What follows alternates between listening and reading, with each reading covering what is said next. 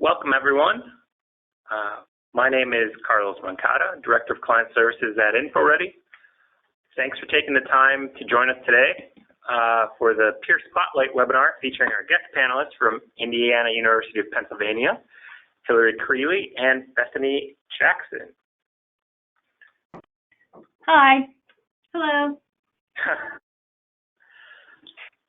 Welcome, Hillary and Bethany. Thanks for joining us today. I'm going to get started with sharing a little background about what's on today's Peer Spotlight and also covering some of the logistics as well. So the Peer Spotlight today is going to focus on IUP sharing their best practices for managing research processes at their PUI. It's going to cover a broad range of different types of programs and requirements. They really do use it for a really wide scope of different processes, and just candidly, I want to add that the smaller institutions and PUIs we see using InfoReady Review use it for such a wide range, various types of programs. If you've ever seen the document we have with all the use cases, a lot of I would call them the pioneers of some of those are our PUIs, being resourceful and finding different ways of using the system. So I think they're going to cover quite a few of those today. In terms of the schedule and the logistics, we've got an hour scheduled today, and there's going to be about 20 to 25 minutes dedicated to the panelist presentation, and the remainder is going to be a moderated Q&A. So keep those questions coming in. And after the webinar, our very own Max Dinerman will provide about a 15-minute overview and demo of InfoReady Review for anyone who wants to gain more familiarity with the system. Now, for those of you who have colleagues that couldn't attend the webinar, we're actually recording the session as we always do, and that will be posted on our website in the next week or so. But on top of that, if you want an unedited version, we also send one out in the next day or so as well. As for audio logistics, all the phones are muted. And so if you do want to submit questions, those can be submitted via the chat option. Lastly, there's a post-webinar survey for you to ask additional questions and provide any feedback. So it's a quick survey, only about 5 questions long. Now that we've covered the logistics, I would like to formally introduce our panelists from IUP, Hillary Creeley and Bethany Jackson. Take it away, ladies. Thanks so much, Carlos. We're really glad to have the opportunity to chat with everyone today. That's a picture of Bethany and I that we took yesterday to update and compare with the pictures that you provided originally. This is us post giving birth to children. And yes, Carlos pointed out IUP is a PUI, and that is a palindrome. We thought that was pretty clever. We thought we'd start by telling you a little bit about IUP, which is our next slide. IUP is one of 14 universities in the Pennsylvania State System of Higher Education, PASHE. We have approximately 12,000 students combined undergrad, grad. We're a predominantly undergrad institution. We have about 140 majors spread across 6 colleges and the School of Graduate Studies and Research. And you saw in the picture, that's the division we're located in, the School of Graduate Studies and Research. If you go to the next slide, please.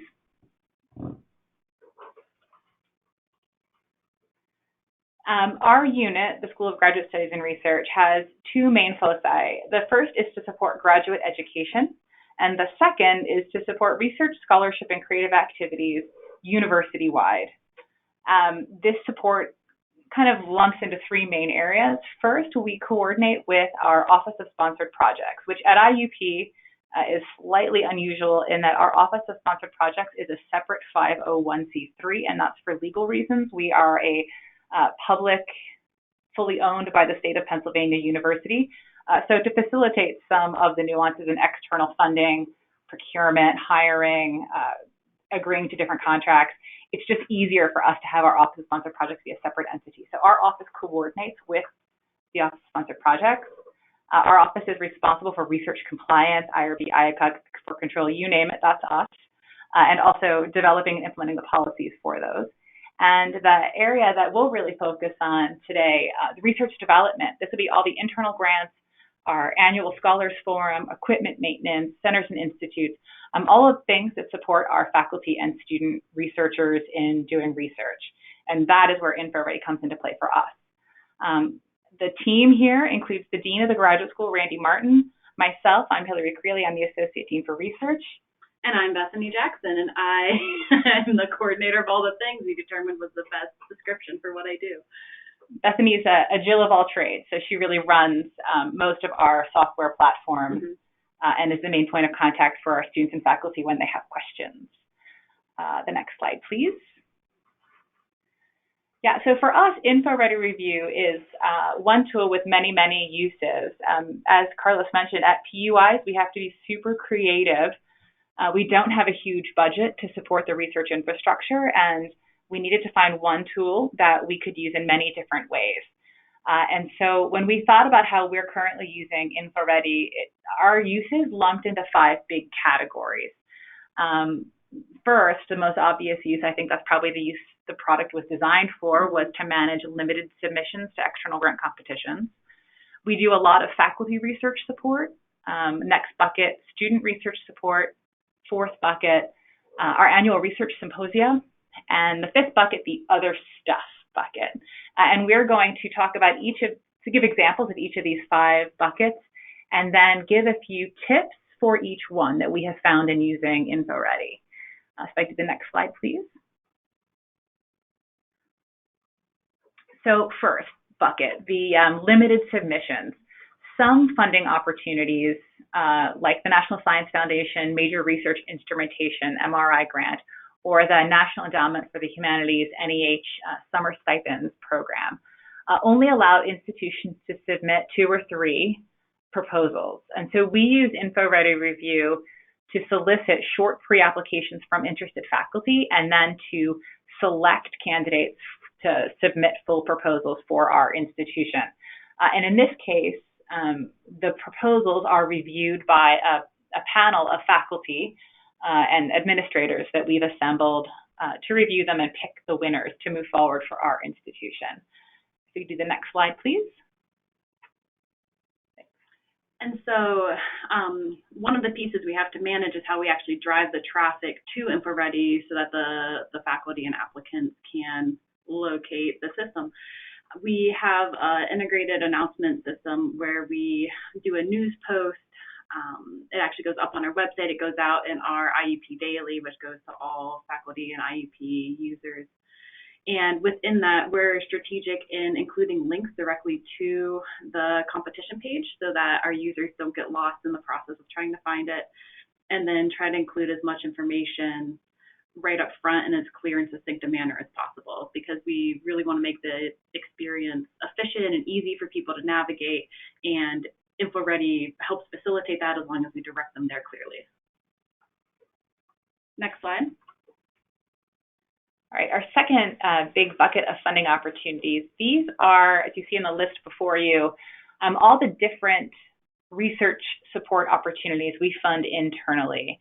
The first is our University Senate Research Committee. It's a standing faculty committee, part of the University Senate, and contractually, as part of the collective bargaining agreement and a side letter thereof, the university commits $100,000 a year to support faculty conference travel and research grants. So this committee does 10 competitions a year, and we use InfoReady to manage that process. And we moved to InfoReady about 2 years ago for this competition.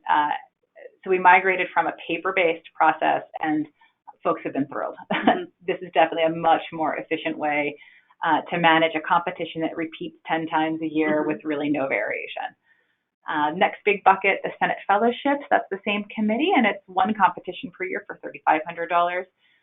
We also, every other year, do an innovation or infrastructure award. These are much bigger cash prizes. Just kidding. Well, grant funding. $25,000 to support interdisciplinary collaborative projects at the university. The idea being that we would nucleate a project here and then leverage that investment to successful external funding. We have 30-ish centers and institutes at IUP. We do a small grant competition for those center and institute directors to support their unique needs. The next opportunity, Faculty Professional Development Committee. This is actually a product of us being part of the state system of higher education. This is a grant open to faculty across the 14 universities of the state system of higher education. This past year was the first year that the system used InfoReady to manage the competition pretty successfully. The last three buckets of funding, publication expenses to help our faculty cover the costs of publishing in journals that charge various fees. Next bucket would be incidental research. So these are very small sums of money, say $500 or so, to support faculty that, hit a little roadblock in their project, like, oh shoot, if I only had $500 more to buy some enzymes or to pay a student worker or, to get a radiocarbon date on a sample. That's incidental research. And the last bucket is travel in support of external funding. So this would be when we provide funding to our faculty to go meet with program officers to help make their external funding grant applications more successful. And I'll turn it over to Bethany to cover. We have a bunch of tips related to all of these competitions. Sure, if you could flip to the next slide. So what allows us to use InfoReady for all of these different things is the way that we can set up the different routing and review stages. And we've been a little creative about how to do it to make it work for what we need it to for all of these different things. Off the bat, we set up our login to InfoReady to be the same as our IUP single sign-on, and so users aren't managing a number of different passwords and accounts. It's actually integrated with that system. And paired with that, we have the directory lookup feature, where you start typing in a name and automatically get a drop-down list. You select the email, and that eliminates the possibility of typos, review requests going out into space that nobody ever sees. And so that's been a really helpful feature for us. We use a few different kind of levels of routing. Are we still good? Yes, okay. We use a few different levels of routing. First one is we really implemented a number of ways the applicant-driven routing steps. And for that, based on a field that the applicant inputs in the application routes for pre-review before it comes to us or whoever is managing the competition. And so a common example is a faculty submission goes through their department chair for pre-review before it's officially submitted. Or for a student situation, the student application would route to their faculty chair before it comes to us. And this is great because it allows a couple things. One is it allows for an endorsement before it comes to us, so it cuts down on the volume of things that we were not really supposed to get that somehow ended up through. And it allows the faculty or chairs to have that built-in filter to endorse it, get the control, to read it. They can actually read through the full application before it comes through. And so we've implemented that for grad student grants. We've implemented it for things that would have previously required essentially a signature. We have a simple yes/no approval for the applicant-driven. We also have, for some different things, a comment field where we're asking for endorsement or a commitment of funds or some sort of comment. And so we've built different versions of the applicant-driven routing steps. In addition to that, we've used manual routing for different reviews. Some, again, are a simple yes/no approval. For example, our publication expenses, does this meet our criteria? Will it be funded? Yes or no. Others, we do the review committee with ranking steps, with providing comments, things like that. For the recurring small grants that Hillary mentioned, we have a committee that enters their own individual reviews. They're then ranked, then the committee meets, discusses their comments, discusses the rankings, and awards are made after that. And so with the manual routing, they sometimes go always to the same reviewer, often Hillary. And so for those situations, whenever I set up the competitions, I can input her name. It saves me from needing to type it later on. It automates it. Similarly, with the review committee, for our standing committee, I can input the names right up front and then just copy over the competition each time. It makes it a really seamless process. The fourth thing that we found that has been pivotal in making this work for us is in how we communicate with our reviewers, because adopting any new system has its learning curve. But we found that we've made it really user-friendly, and it's been really well received simply by pre-gaming, we call it, where when a new reviewer is coming on to a committee or for a competition, I send them an email, some instructions, what to expect, here's what you actually click, and that little bit of familiarity really helps to smooth the process. It says here the review request template, so the email that actually comes from InfoReady has those same instructions from it. And we also put my email on everything. And so any correspondence or thing like that they get has, if you have any questions, talk to Bethany or whoever is managing the competition. And that we don't get tons of questions. It's fairly easy to use. When we do, it's usually like user error, trying to understand the system. And those are pretty quickly managed. Okay, our third bucket on the next slide is examples of student research support. So our office also supports our students, obviously, in a couple different ways. We provide conference travel funding up to $750, and that competition is open year-round. So unlike the research committee for faculty, where applications are reviewed on a semi-monthly basis, here it's a rolling open competition. Students submit a request, I review it. If it meets my criteria, they get the money. If it doesn't, they get encouraged to reapply and resubmit. Next category, research grants for undergraduates, once per year. For grad students, twice per year. We have $1,000 mini grants that we will give to students, and those are reviewed by a committee. Professional development funds, reviewed by me. Publication expenses, much like the faculty, again, reviewed by me. And sort of an off-brand use, we have a program we call Research Experiences for Summer Scholars. It's a 10-week mentored research experience where we give selected applicants a stipend to do research at the university in the summer. And we select candidates, we have them apply using the InfoReady platform.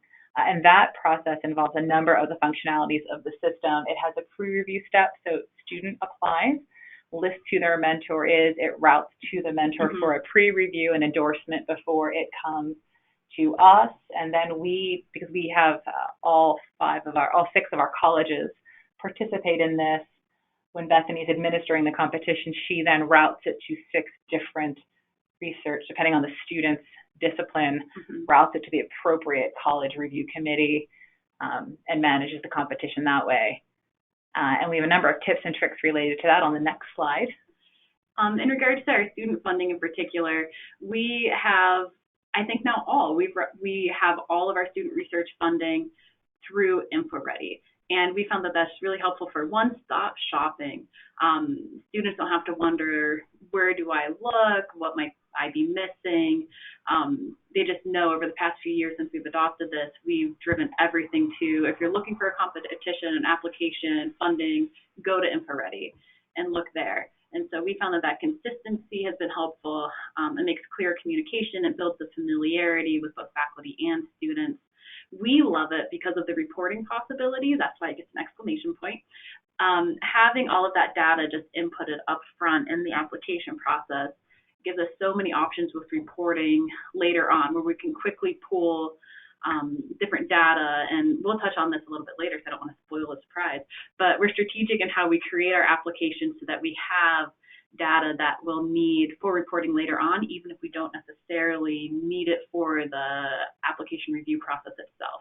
And then finally, the fact that having it in InfoReady reduces or eliminates lost applications and reduces tiers. The paper shuffle is gone. I've gotten several questions from students and faculty and things like that as to what would have normally been, oh, hey, I gave it to my faculty advisor to sign and it never made it over. I'm so sad that I wasn't considered for this award. I can immediately track it. It's timestamped. I can see where it is. I can see who still needs to sign it. I can manage all of that on the back end.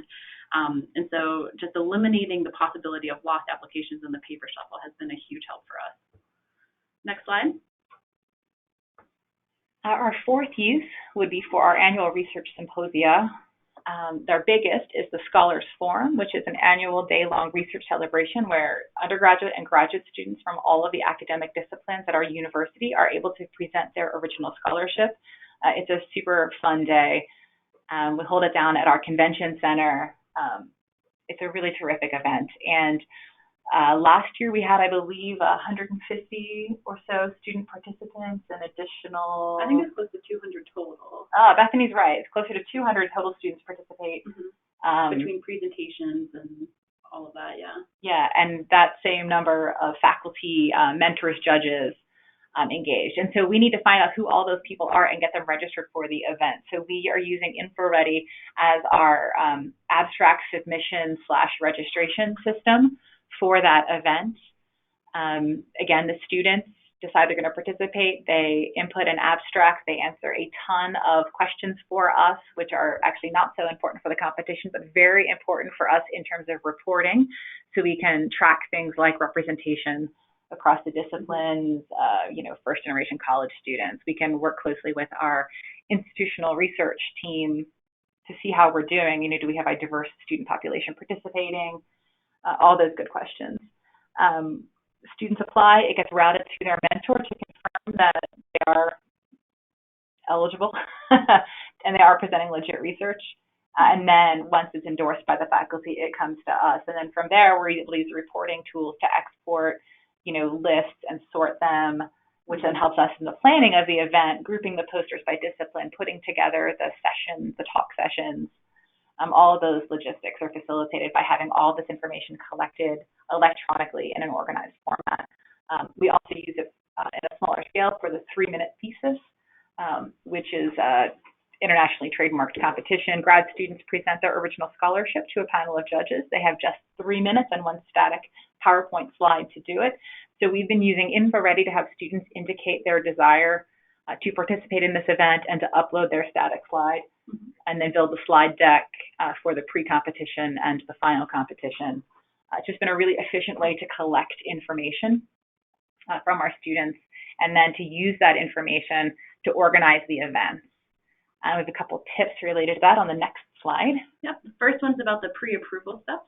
And this is the applicant-driven routing that we touched on before that's really helpful in this situation. By running it through a faculty advisor before the application comes to us, it allows the faculty to control what's actually getting submitted. They can endorse that, yes, this project's ready to be presented, yes, the student's doing legit research, yes, I know about it, like different things. And the applicant-driven routing steps, again, are based on the email address that the student enters, and the fact that it's tied into our directory means that it pools an actual email. There's no room for typos there. And overall, it's really streamlined the process for us. The second tip is about the strategic use of fields that we touched on earlier. Begin with the end in mind. We have found this and are now really intentionally building our application forms with fields that will capture any information that we might want to know later, even if it's not relevant to the actual application review process. So some examples are student demographics, having the students enter their ID number, their major, the faculty advisor's department in addition to the faculty advisor's name, the number of students involved on the project, the actual travel destination. These are all things that we get asked down the road on a sort of thing, sometimes for annual reporting, sometimes for last-minute grant submissions, sometimes for like other departments need to pull the information. And it's a really easy way for us to get it in minutes, whereas before it would have been, well, let me look through the stack of applications and I'm going to make my own little Excel chart. It's been a huge time saver, and it's allowed us to access some data that we otherwise wouldn't have easily been able to do. It's even helped a little bit with compliance. That last one, asking for the travel destination, that's actually how we are getting information to our folks about export control. So we know where our students and faculty are going and what they're taking with them. We're collecting a lot of that information here in InfoReady and then able to assess it and make a determination as to what needs to be done to stay compliant from an export control perspective. All right, on our next slide, we talk about our fifth category, the other stuff that we're using InfoReady for. so here, these are, if you think about InfoReady, it's really a routing solution. And so again, being, under-resourced PUIs, we're really not trying to be clever about how we use the tools we have. And so as a routing system, we're able to use InfoReady for our Preparing Future Faculty application. That is a program that basically takes grad students and runs them through a boot camp on teaching excellence so that they leave our university prepared to become faculty themselves. We also use this system to get equipment maintenance requests. We have a small fund available to help support repairing damaged research equipment. And so we're able to use this system to get folks to let us know what needs to be fixed. And because of the routing steps, we can run it through the department and the college before it comes to us. So if others want to kick in some money, especially if it's a particularly expensive repair, we can see before it comes to us how much skin everyone else has in the game before we figure out how much we can commit to solving the problem.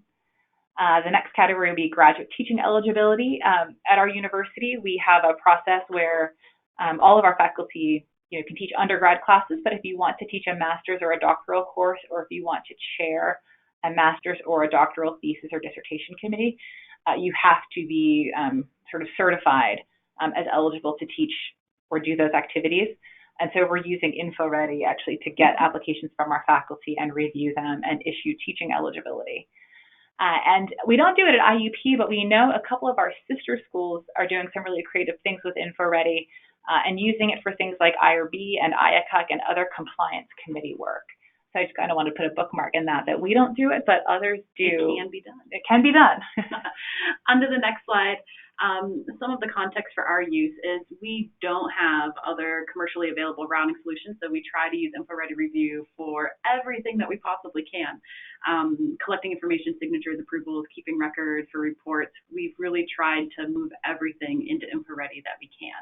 We found a few limitations with it. It hasn't been a great fit for some of our processes that have really complex routing, things that, depending on what department it's coming from, it needs to go to a different college-based rep. It doesn't have the same set of systems, things that would require a lot of manual inputting and routing. Or for very high volume processes, when you need to customize the award notifications. We often have awards that, just based on how we use it, we can't use just the one set template for the award letters. We need to input a couple sentences of personalized content for the award letters. For competitions that have 20 to 30 applications, it's fine, it works. But for higher volume, it would be really time consuming and cumbersome. And the other limitation is the review process has a learning curve for approvers who aren't frequently interfacing with it, who maybe use it once a year, once every couple of years.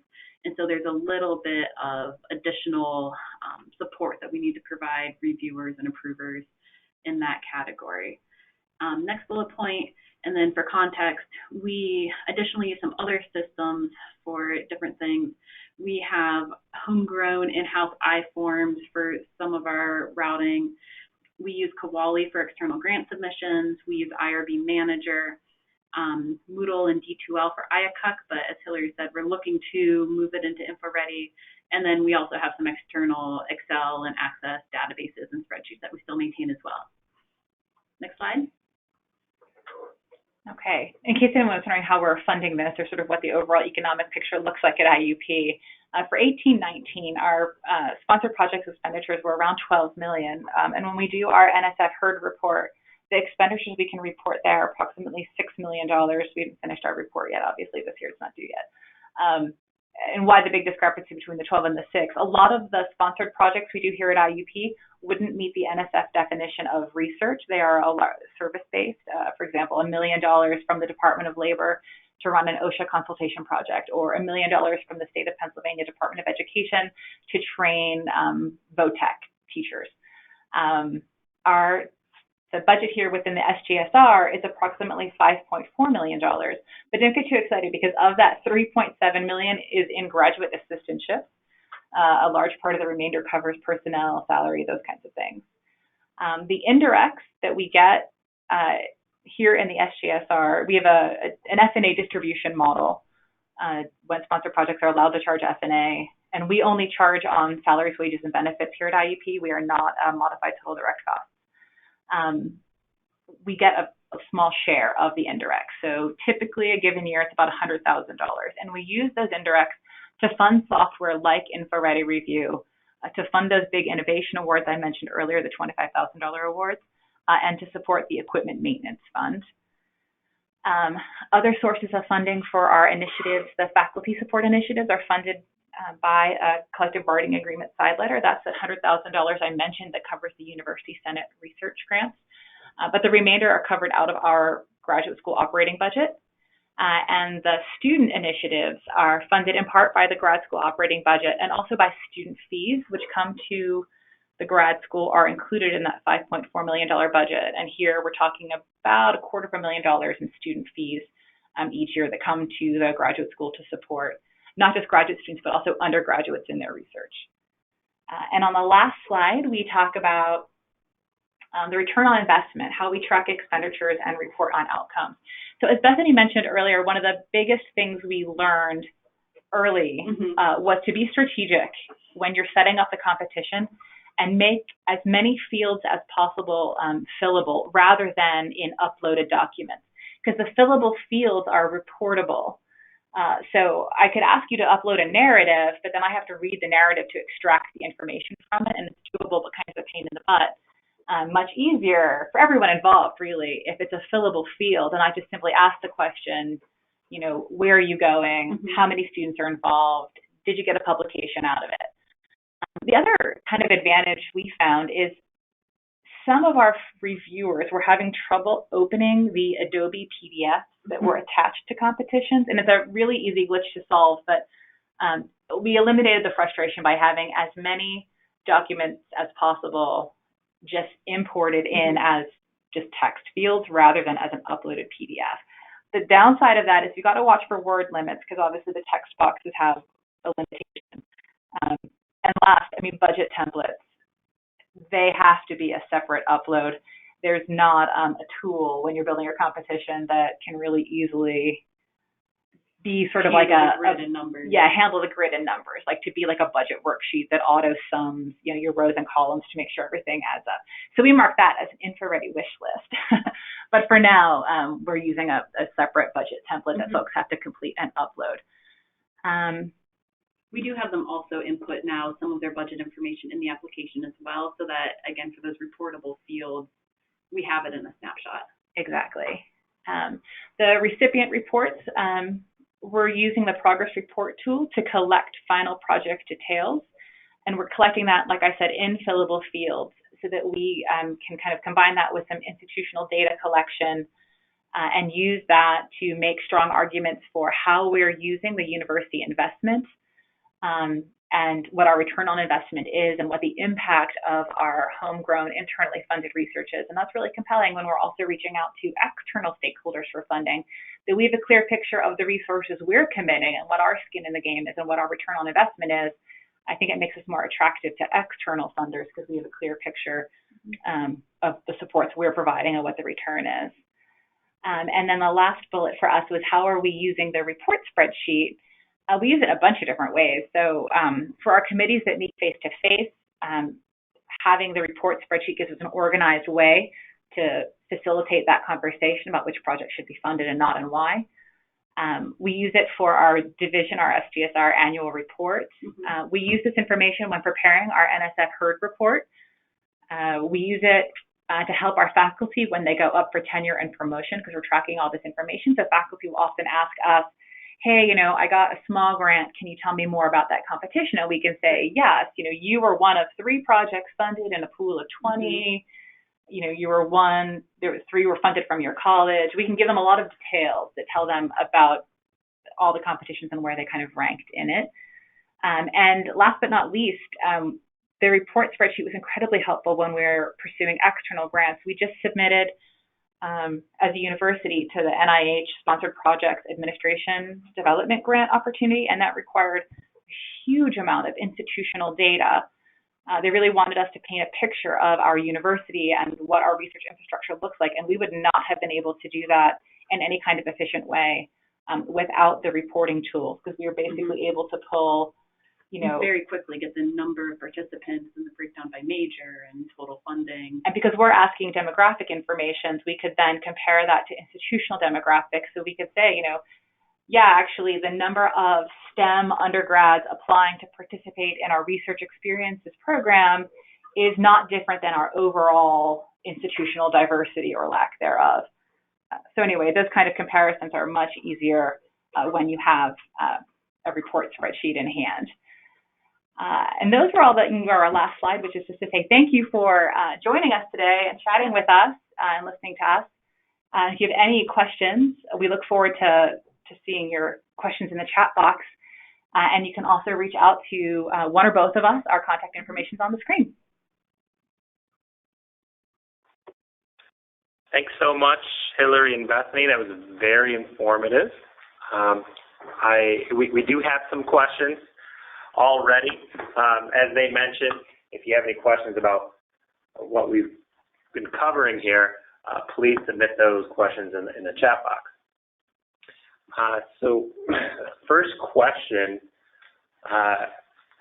relates to, I think it's a little tangentially related to what you were talking about, professors submitting applications to be able to teach grad level courses, kind of the flip side of that. Do you think it would work for graduate assistantship applications, such as application and required reference letters? I don't know why it wouldn't. Yeah, well, that's a great question. So I'm thinking about that's a good question. We don't currently use it for our graduate assistantships. And other than some nuances to our process with background checks and clearances that are mandated by the state of Pennsylvania, I agree with Bethany. I think it would work. Because all the fields that you would need to have and all the routing, you would certainly be able to set up and use. Yeah, and then you'd have that nice database of all of the students that are in it. You'd have the contact info so that when you needed to push out the contracts, you could blast the contracts out. Yes, I think it would work. Definitely worth exploring. I just want to add, I think that I have heard that feedback from another institution. So if anyone is interested in knowing that besides the person who asked the question, I'd be happy to do some legwork and make some introductions there. Next question kind of relates to workload. You're doing a lot, and the question is, are you two the administrators for all of these uses, or do you have other admins? I mean, well, so here's the thing. There used to be more of us. We've downsized. The short answer is yes. We are the primary users. We do have some other staff on our team that are primarily responsible for some of these competitions. Right now, I build most of them, launch most of them, and field most of the questions in terms of the actual InfoReady use, but we do have other people on our team that manage some of them. The great thing about InfoReady is that once you get something in the system, it's pretty easy to maintain. It's super easy to relaunch. And so anything that's a recurring thing, it takes just minutes to make it happen again with updated dates instead of actually rebuilding it from scratch. And we've offered it to, when we first decided we were going to buy in as the grad school, we went to the Council of Deans and presented it to the other colleges. And we did buy in at the subscription level where we have many administrators. So we could, and we've offered to have the other colleges use this tool for some of their college-specific opportunities. We haven't gotten a ton of traction and interest. It's still a relatively new product for us. I mean, really, this is only the second full, complete year that we've used it. We're kind of in the middle of our third year, but we started mid-year for reasons that are not interesting. So I think that could be a direction we head, and my anticipation is if we move in that direction of having some college-specific competitions, that we would probably want to consider moving up a level in our subscription package so that those opportunities are grouped by college. Because the level where we are, all of our opportunities just show up on our home landing page which is fine because we only have the 14 or so opportunities that we just described, and looking through a list of 14 opportunities is not difficult. But and all of our opportunities apply kind of across the university. They're divided by things for faculty and things for students, but they apply university-wide. If we had the further complication of things that only apply to one college, we'd really want a clear way to pull those out. It can be done with the level we are, but it's more elegant in the higher level. So that would be the one thing I would consider moving forward. Thanks for sharing all of that. Sounds like I have some follow-up calls with you outside of this. No, but this is actually a two-part question. So the second part related to other admins is, what's your criteria for authorizing someone to be an admin? Are you willing? We make them walk across hot coals. Criteria for, I mean, it's our other SGSR team members, and so they're people that are familiar with the systems and would be the processes for the different competitions if they were not in info ready. And so we've done some trainings. We're all in the same hall, and so we're pretty collegial. Yeah, I would say basically, I agree with Bethany completely, especially as we consider how we could expand university-wide. I think training, our requirement would be you've got to be trained by one of our folks that have been trained in order to be an admin.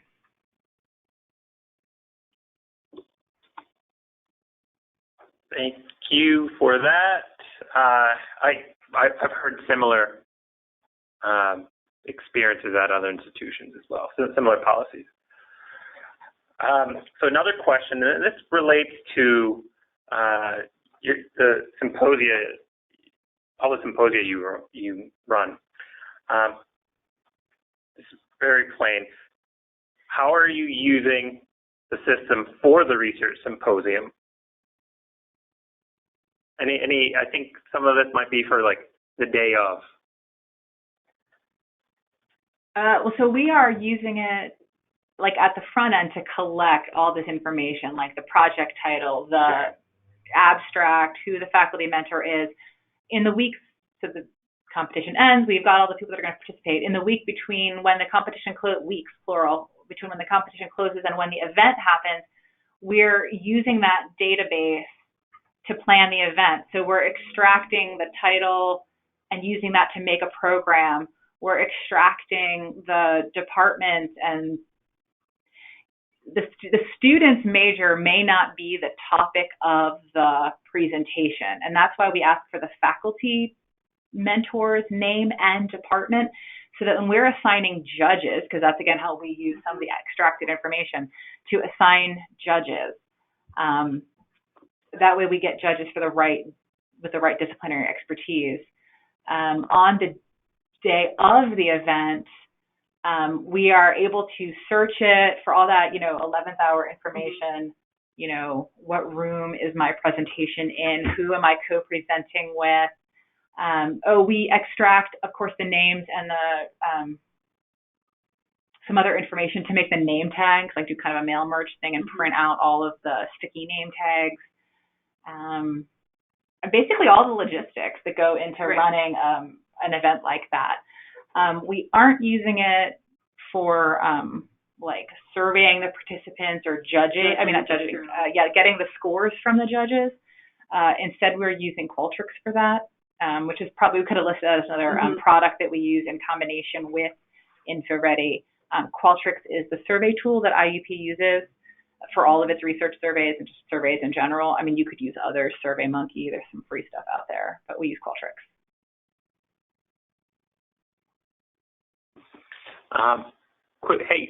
One quick thing, this is more logistics related. I think there might be a little bit of static on your end.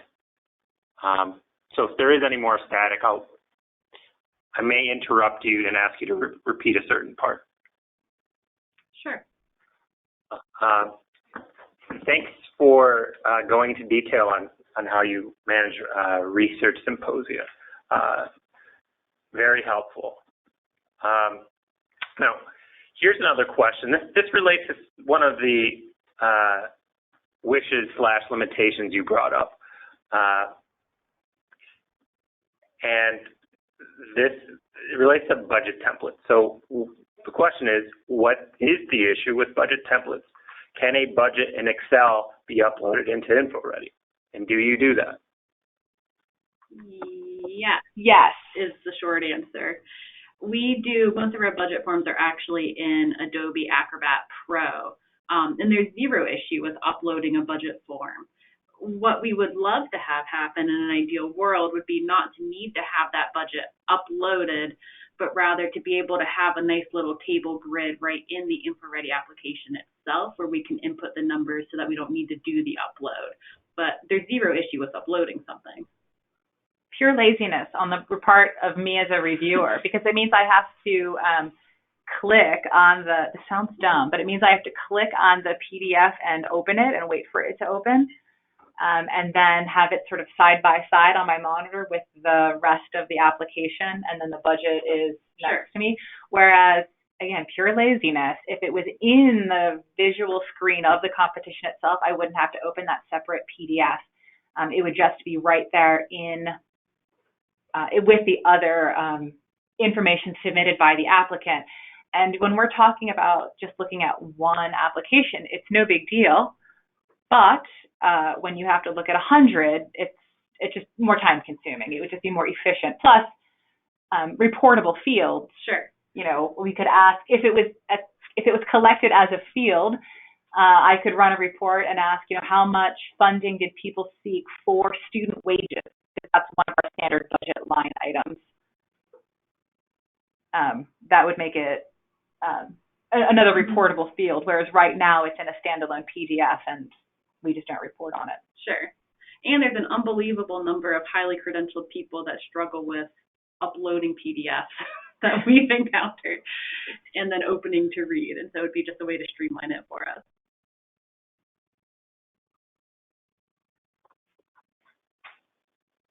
Thanks for that. And by the way, we hear you on that. We'll share that feedback with the product management team.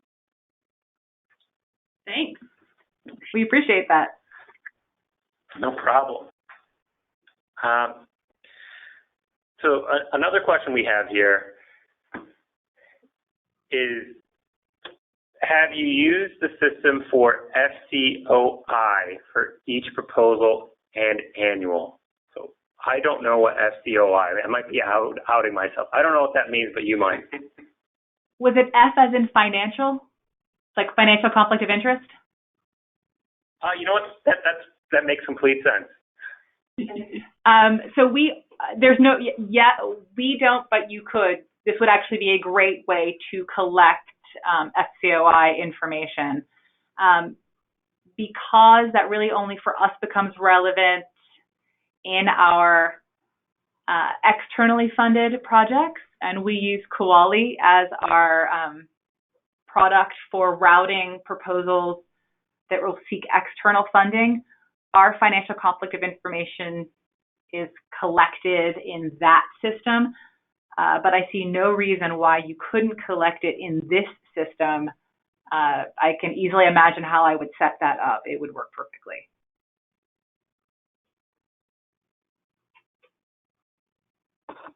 Thanks for that. It's great to hear that the system complements some of the other tools you're using. I'm sure other folks always have interest in knowing how those work together, because there's so much software out there used in throughout the offices on campus. Can you talk a little bit more about the way you recruit peer reviewers and any recommendations? Oh, yeah, that's a great question. That came up in the pre-questions too. Thank you for reminding us. So as we talked about earlier, some of our competitions are a simple yes, no, do you meet the criteria? And so we try to be strategic about making some competitions in that flavor so that I can just review them quickly and give a thumbs up or thumbs down. So that reduces the number of competitions where we're trying to find reviewers. So for the ones where we do need reviewers, a couple of strategies. First, some of our projects have standing committees, either at the college level or we have convened them with appointees from across the university. And so these are folks who have agreed to serve and they know their responsibility. And in exchange, they're largely faculty. In exchange for their service, we write letters of support for tenure and promotion. Some of them are just really passionate about research and are already tenured full faculty, full professors, and don't care about that. They just care about research and are happy to support. A second strategy that we've seen successfully employed is instead of having one or two committees review 100 applications, have 100 applicants or 100 reviewers review smaller number, because people are often willing to do it if they only need to look at 2 or 3. They are less willing to do it if they need to look at 50. So that kind of helps with recruitment. And the next most powerful way, I think, is really just relationship building. Talking to your faculty, having a good relationship, a good open line of communication to recruit folks. I know when our system, the state system of higher education, ran the Faculty Professional Development Committee competition, there was a little bit of a struggle to get reviewers for those grants.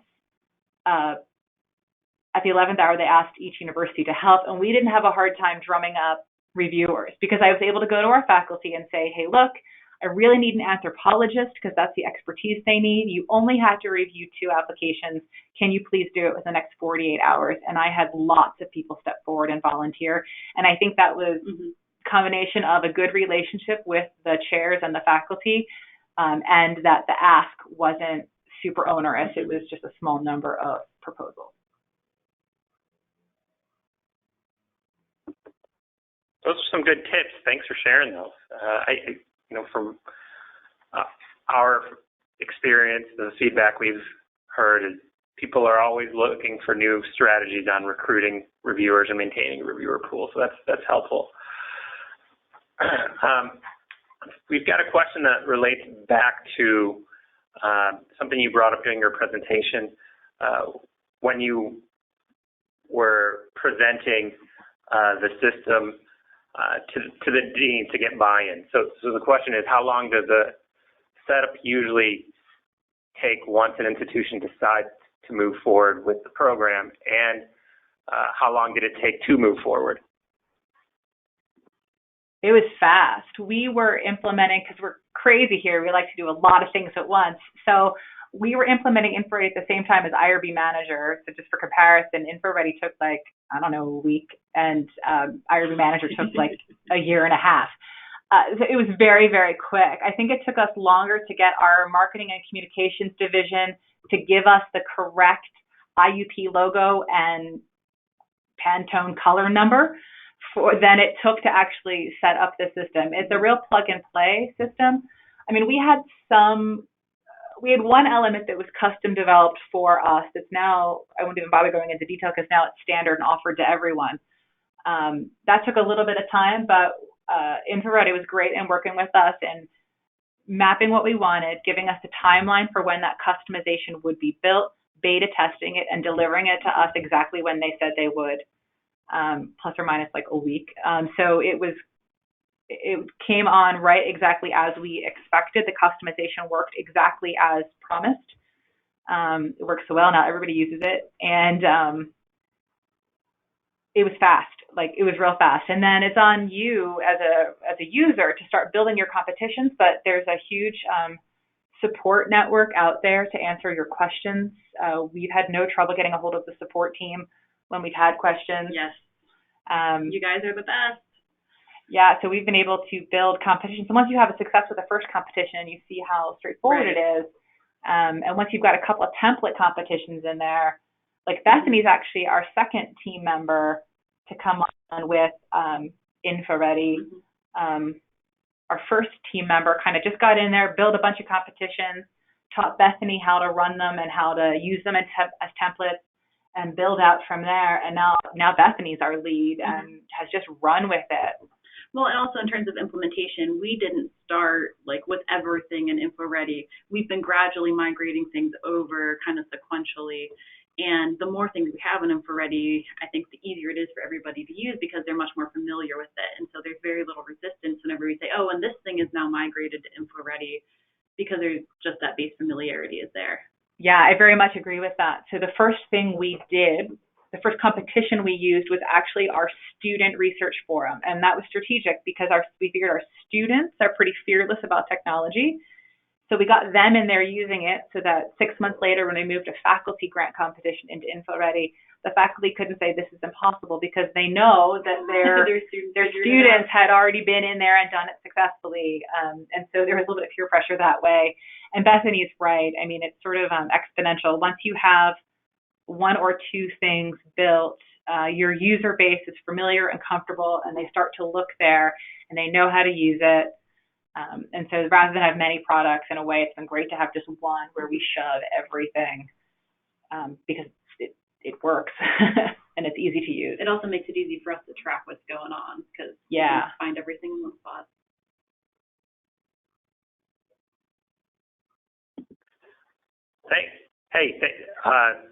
Thanks for the shout out there. I'll share that with the support team. I know they work really hard, and all the other compliments. We need to hang out with you more.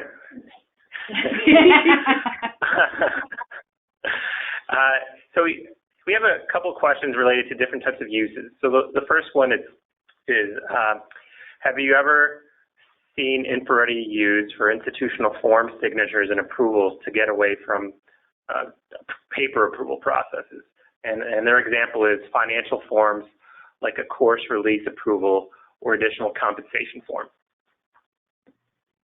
Yeah, so that's a great idea. So this is where we're talking about how we could see this branching out for us. So we started using it to solve this research problem. We took it to the deans, at Council of Deans, who were super enthusiastic about it, but haven't personally started using it. And that's the bridge we're trying to cross. And the second is to our provost office, who handles the two form examples that you gave. There is no reason why you couldn't use InfoReady, especially when the approval path is known. I guess that's probably the one limitation, especially when you're thinking of designing competitions for your students. They have to know who it routes to. Like if it always routes to one person, if there's no pre-approval step, if the information you're collecting always goes to one person, you can set that up. If there's a pre-approval step, the person applying has to know who it goes to because they have to input that step. So for like a course release, if in your university it goes, faculty member requesting it to chair to review it to dean, you could set up a college-specific competition and then to provost's office. It gets a little more tricky if you wanted to have only one competition because then that faculty member would have to input all the routing up the food chain, and if they screw it up, right. Yeah. You can't edit an application once it's submitted as a user, at least not that I know of, and so then I go in and kind of on the back end tweak things. We've had people enter in the right names but in the wrong order, and so it gets the review chain messed up because the one reviewer, won't sign it because they're the first one and they're supposed to be the last one. And so that requires some back-end tweaking. Yeah, so like a workaround. So I guess the answer is like yes and to that question. Yes, you could definitely use InfoReady for those two examples and others that are like them, where you want a user to provide information and you want to route that information for review and endorsement. And then you want to be able to have that information at your disposal to archive, study, assess. So any project that has those steps could be done in InfoReady. You'll just need to think about how to do it. So a workaround for the complex routing that I just mentioned, first of all, a little birdie told me that InfoReady is working on some solutions to this. But in the meantime, right, you could have college-specific competitions that simplify the routing and then collect the information at the end and use it in that way. That would simplify the routing. But for us, that would present a complication because let's take the faculty release example. I just think there's a high risk of like my natural sciences faculty accidentally filling out the fine arts applications. Right. So you have to kind of manage that. And plus, we love our reports so much, and that would result in 5 separate reports that we then have to compile. Yeah.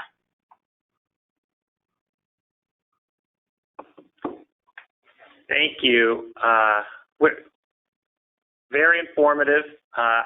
We have more questions. I want to bring them up, but we're at 2 o'clock now, and I promise everyone an hour. However, we will be following up with everyone who didn't have their questions answered, and be able to connect the presenters to the people who asked the questions. So thank you, everyone, for your time today. Special thank you to Hillary and Bethany from Indiana University of Pennsylvania, IUP for short.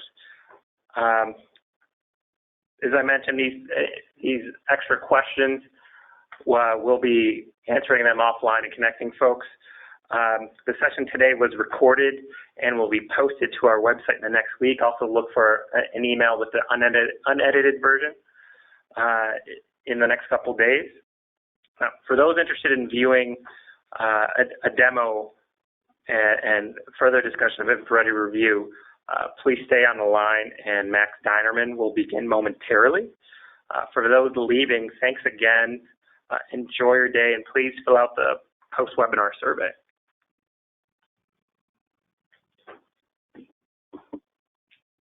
I'm going to give a few seconds for anyone who's sticking around, and then we can transition.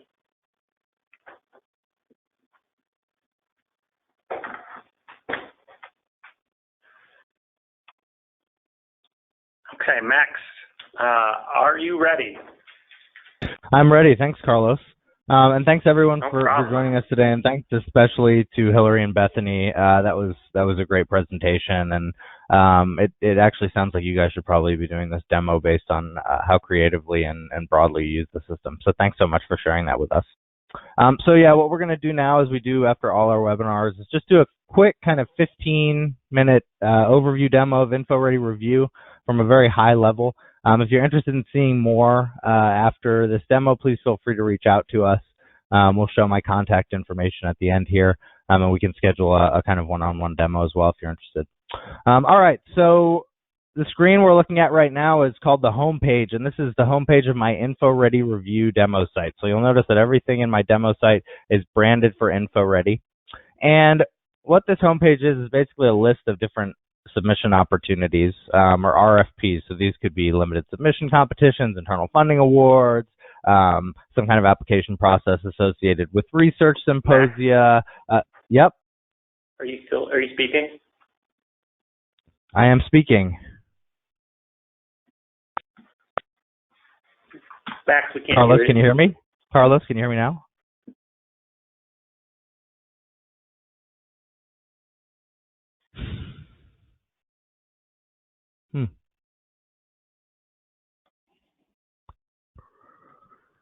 Carlos?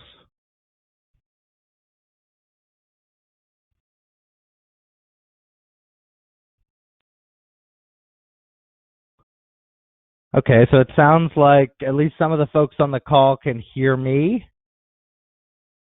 All right, so we'll just keep going here. Sorry for the interruption, folks. So the page I'm looking at right now is called the home page. This is where your potential applicants would go to find funding opportunities and apply for them, or to submit any kind of application or form that needs to be routed through an approval process. And so these can all be categorized, and you are going to categorize these as the institution, so you can build in whatever categories you want. So if I'm interested in an opportunity, all I have to do is click on it. All right, I can see a full call or any kind of instructions relative to the submission. And then if I'm interested in submitting here, I can click apply. Now you can change what this button says. You can configure all kinds of things about the language for your submission process and workflow. So don't pay too much attention to some of these very kind of specific words and things like that. And also, just to give you a sense of what the solution looks like on campus, I'm going to switch really quickly to a live client instance just to give you a sense of kind of what it looks like live. So we build a bespoke instance for you that just looks like a piece of your IT infrastructure. So as we move through the demo, just feel free to, stick your school's branding in the solution here. So as an applicant here, once I click apply, it's going to ask me to just log in with my single sign-on credentials, and then I'm just going to be presented with whatever form or requirements the admins have set up for this particular submission. So it'll pre-populate information like my first and last name, my email address, things like that, right? And when Hillary and Bethany were talking about fillable versus uploaded data, this is what they're talking about. So all of these fields can be configured and customized and built out specifically for this submission, and anything that the applicant's entering in one of these fillable fields is going to be reportable for this competition. It's going to be kind of a column on your spreadsheet. So whether that's an abstract or a forced numerical entry or something like that, project date, this is all going to be reportable data, and it's all customizable per submission or opportunity type. If you do want to collect file uploads like a completed budget template or something like that, we can also collect those. The system can also collect third-party letters of references and approvals and things like that. So in this case, I'm being asked for 2 letters of reference, and all I have to do here is enter the email addresses of my referee, and the system will automatically reach out to those folks and gather my letters. And then it's also asking me for a chair approval. So as the applicant, I just enter the email address of my chair. It'll auto route to that person for approval, right? And then the admin will be able to either route it through a subsequent process or just, have a note of that approval. And then I can either save my application as a draft or submit. So from an applicant perspective, it's very easy to use. Most applicants actually don't know that they're using a third-party system. So what I'm going to do now is just sign out and sign back in as an admin here so I can show you how the workflow is built out. And so as an administrator, and we really define admin as someone who manages a program, maybe a program manager. So as an admin, I can go to my Create tab, and this is where I'm going to build the workflow template that I'm going to use for these types of competitions or for this specific competition. And so in this workflow builder, we have these 6 steps here, which allow us to configure different elements of the competition or submission process, either front-facing data or the workflow. So the details step, for example, this is going to allow me to enter all of the kind of front-facing RFP type information, things like the title, description of the form or opportunity. I can configure different kinds of deadlines and add different fields here. And everything's very configurable on a per application or per opportunity basis. So if I don't want my apply button to say apply, for example, right, I can change the language to anything I want. Once I'm through with the details here, I'll just go into my next step, which is defining my application requirement. So this is where I'll first define my fillable fields for my form. And so to do that, I'll use my form builder. And we give you a lot of kind of canned fields. You don't have to use any of these.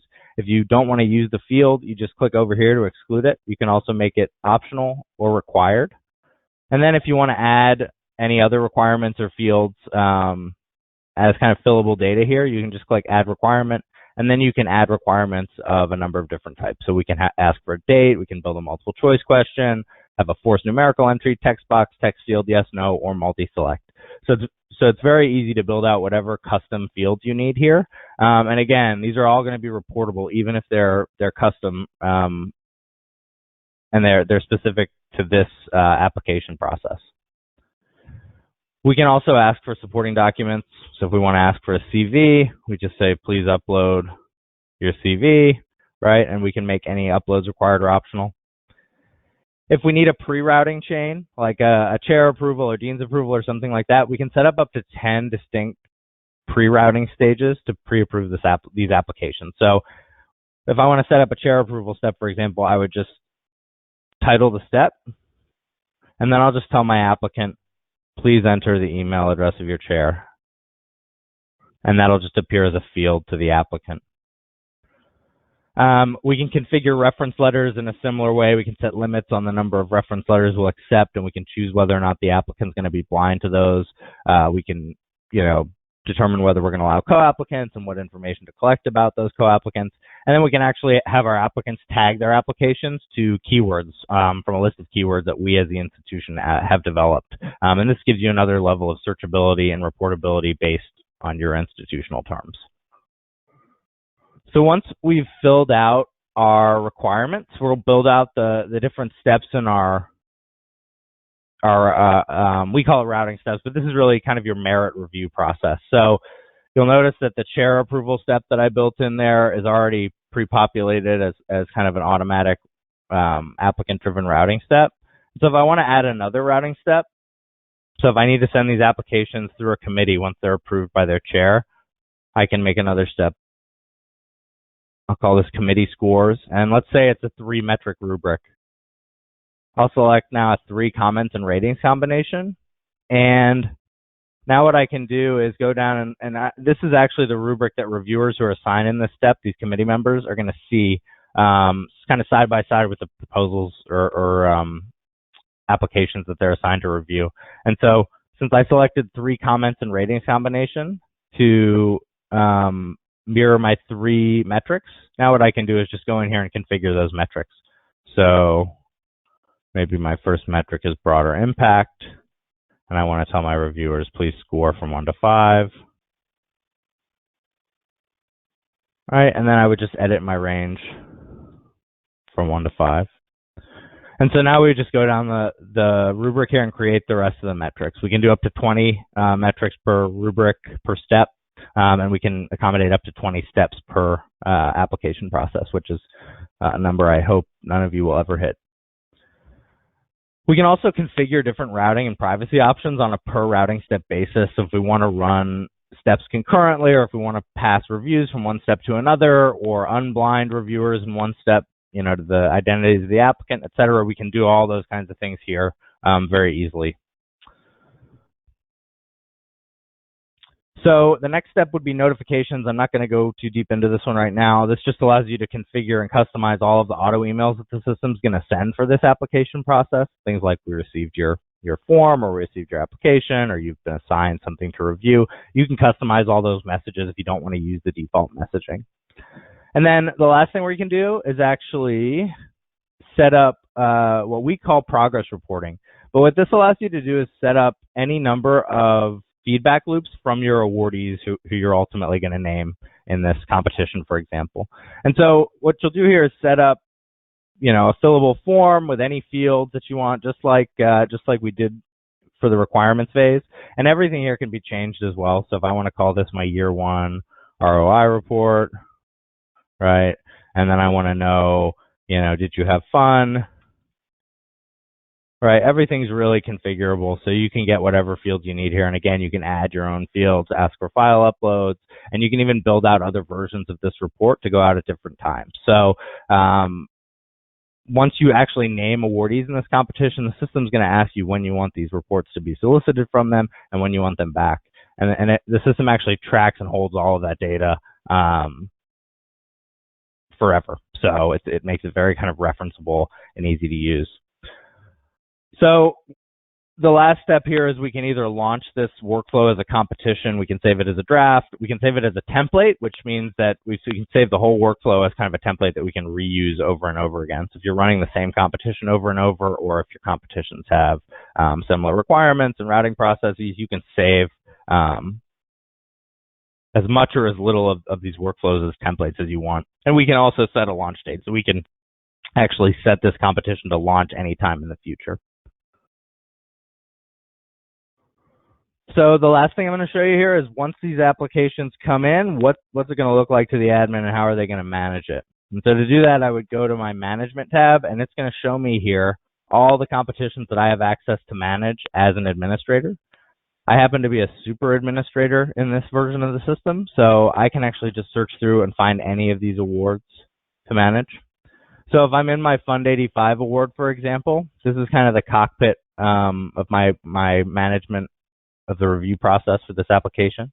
The first thing you'll notice is I can edit anything in the workflow. I can do things like share, push the RFP or call out directly to a listserv or something like that. And then we have a couple different ways of viewing the data as it comes in to the system. So the most basic way is the original application grid.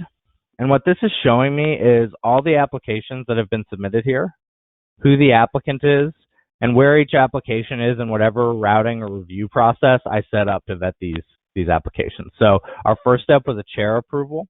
I can filter out all the ones that were approved, select all, and move them on into my committee step if I need to. And we can do all of that using this control panel up here and these options. And then for my committee step here, it's showing me these 3 different metrics that we built out. And so it's actually showing me an average score for each metric on the rubric for each proposal. So I can then sort and rank, do whatever I need to do, and then award a proposal or move it on depending on what my workflow requires. So another way to view the data is this enhanced grid. We can also, by the way, dig into these proposals and see everything for the individual proposal and kind of manage them that way. So we can view this data at any level, essentially. But this enhanced grid lets us kind of split up the data we see on screen if we don't want to dig into the applications, and it gives us a little bit more data. So for example, if I want to look at review process information specifically, I can click on this reviews tab here, and this is going to show me first of all, kind of metadata, percent unassigned, percent completed, things like that relative to my review process. And then if I scroll down, it's going to show me the review history for each of these proposals.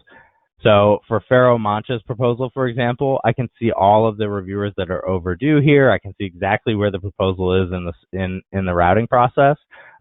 If I need to, I can take action with these reviewers by selecting all, and then I can take action there. And if I want to, I can dig into the record so I can see, when all these reviewers were assigned, when, if they haven't submitted their review, I have a resend button here. And I can always assign another reviewer onto the step simply by clicking assign reviewer and then adding the email addresses of whoever I want to assign to take those people's places here. So that's kind of a very brief overview of our system. We haven't dug into any of the reporting or anything like that, but hopefully that gives all of you who haven't seen InfoReady Review before a pretty good understanding of how the system works, kind of from an administrative perspective. Again, if you'd like to see more, I'm happy to oblige, and we can schedule a one-on-one demo. And I think we're going to have my contact info up here for a second for you. All right, well, thank you all so much. And there we go. There's my contact info on the screen there. Thank you all so much, and have a great rest of your day.